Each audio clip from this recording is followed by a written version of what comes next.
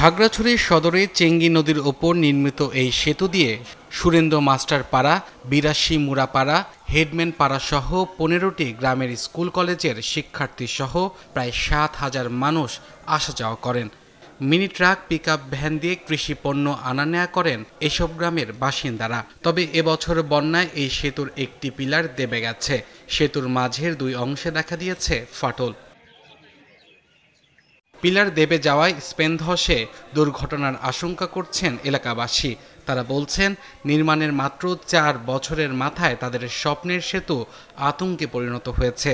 তাদের অভিযোগ, সেতুটি নির্মাণের সময় সংশ্লিষ্ট কর্তৃপক্ষের কোনো তদারকি চোখে পড়েনি।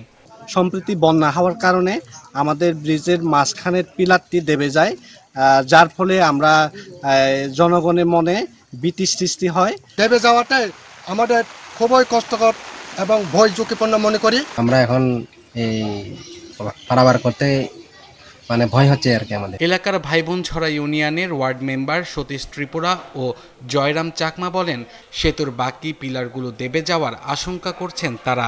চলাচলের জন্য ঝুঁকিপূর্ণ হয়ে উঠেছে সেতুটি। একটা পিলার দেবে গেছে, আর সামনে বাকি পিলারটাও দেবে যাবেন এমন কোনো ইয়ে নাই। তো আমরা খুব ঝুঁকিতে আছি। ওই ব্রিজটার জন্য দ্রুত পদক্ষেপ নিলে আমাদের জন্য খুব ভালো হবে।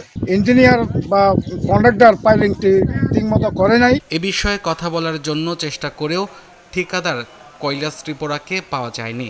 তবে সেতু নির্মাণে অনিয়ম বা গাফলতির অভিযোগ অস্বীকার করেন খাগড়াছড়ি জেলা পরিষদের সহকারী প্রকৌশলী প্রশান্ত কুমার হালদার।